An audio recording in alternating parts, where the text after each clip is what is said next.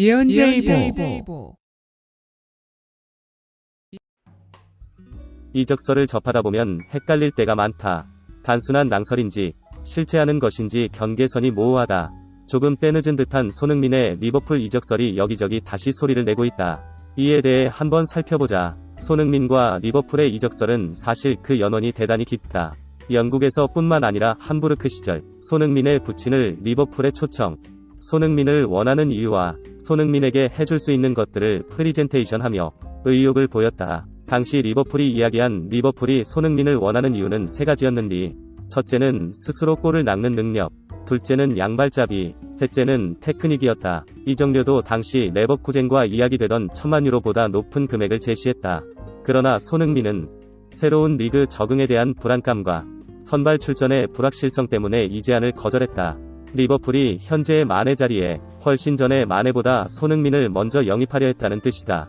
이후 독일 시절부터 손흥민을 높게 평가하고 잘 알던 클럽 감독의 존재 등으로 꾸준히 리버풀의 손흥민 이적설은 있어왔으나 이정료와 마네의 존재 등으로 설로만 그쳐왔던 게 사실이다. 현재도 마찬가지로 손흥민의 리버풀 이적은 현실성이 적어 보이지만 그래도 몇 가지 가능성을 놓칠 수는 없고, 이적 시장에는 무슨 일이든 일어날 수 있으니 리버풀의 현 상황에 대해 한번 알아보자. 마네가 화제에 오르고 있다. 마네는 지난 리버풀과 맨유전이 끝나고 대승의 쉰이나 특유의 락앤롤 모드로 싱글벙글하던 클롭 감독이 내민 손을 못 본 듯 매몰차게 생까고 돌아섰다. 마네의 돌발 행동에 미처 내민 손을 거두지 못하고 얼음이 된 클롭의 모습은 웃기면서도 뭔가 안쓰러울 정도로 어색했는데, 이 장면으로 인해 마네의 감독에 대한 리스펙트가 부족하다며 마이클 오원과 팬들이 비난의 화살을 퍼붓고 있다. 다 알다시피 마네는 지난 시즌까지 살라와 팀 내에서 앞서거니 뒤서거니 경쟁하며 17골을 넣었다. 지난 몇 년간 손흥민보다도 한 단계 위의 선수로 평가받으며 EPL 최고의 왼쪽 윙포워드로 확고한 자리를 차지하고 있었는데, 올 시즌 코로나와 부상 등으로 시즌 초반 출전하지 못해 컨디션에 난조를 겪었다. 자연히 예전과 같은 번뜩거림을 보여주지 못했고 골도 7골에 그치고 있다. 이번 맨유전과 같은 중요 경기에도 예전 같다면 묻지마 선발이었겠으나 선발은 포르투갈 출신의 디구오 조타였고 후반 17분을 남기고 들어가 이렇다 할 활약을 하지 못하고 경기를 끝냈다. 더군다나 클롭 감독이 경기 후 인터뷰에서 몇 가지 변화를 가지고 왔다고 말한 걸로 미루어 보건대, 원래 선발은 마네였으나 경기를 앞두고 조타로 전격 교체된 듯하다. 이런 이유로 마네가 자신의 저조한 경기력과 맞물려 클롭에게 공개적인 불만을 표출한 것으로 보인다.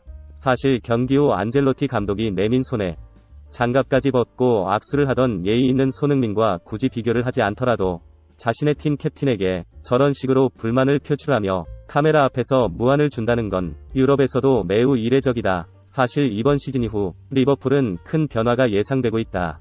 최근 몇 년간 EPL 최고의 선수였던 살라 역시 얼마 전 구단이 재계약 제안을 하지 않고 있다며 언론에 공개적으로 불만을 표출한 바 있다.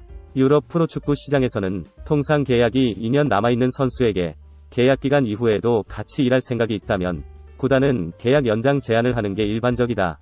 손흥민에게 올 시즌 초부터 토트넘이 계약 연장 제안을 해서 협상을 하고 있으며, 당연히 살라와 같은 EPL 최고 선수에게는 벌써 연장 계약의 제안이 들어갔어야 하는 게 통례다.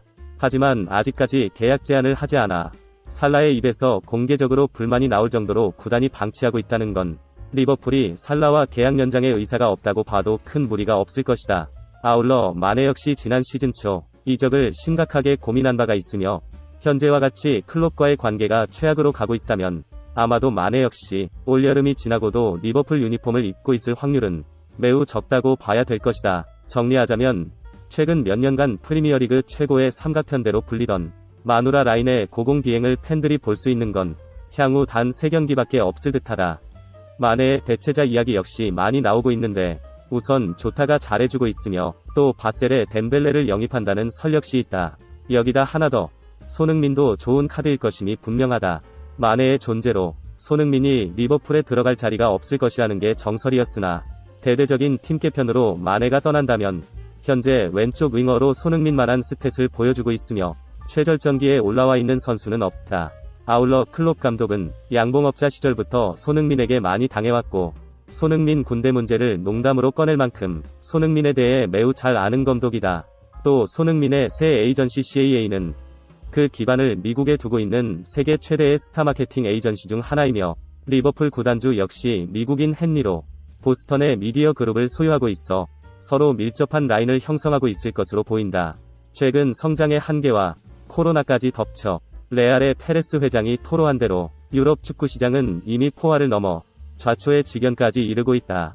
이런 상황에서 지난번 JP모건이 주도한 슈퍼리그 창설 등 스포츠 마케팅의 도사들인 미국 자본이 본격적으로 호시탐탐 유럽 축구 시장을 노리고 있으며 아시아 마케팅은 이제 유럽 축구에 있어 선택이 아닌 파산을 막을 유일한 출구 중 하나가 되어가고 있다.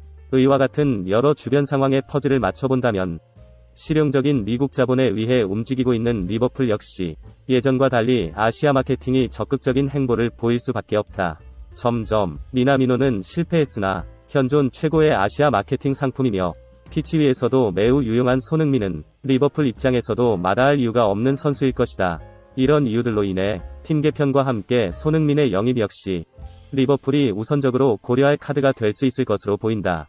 자, 올 시즌이 끝나고 리버풀의 대대적 개편이 있을 거라 생각되면 좋아요를, 기존 마누라 라인을 계속 유지하리라 생각되면 싫어요를 눌러 우리 모두의 생각을 확인해보자.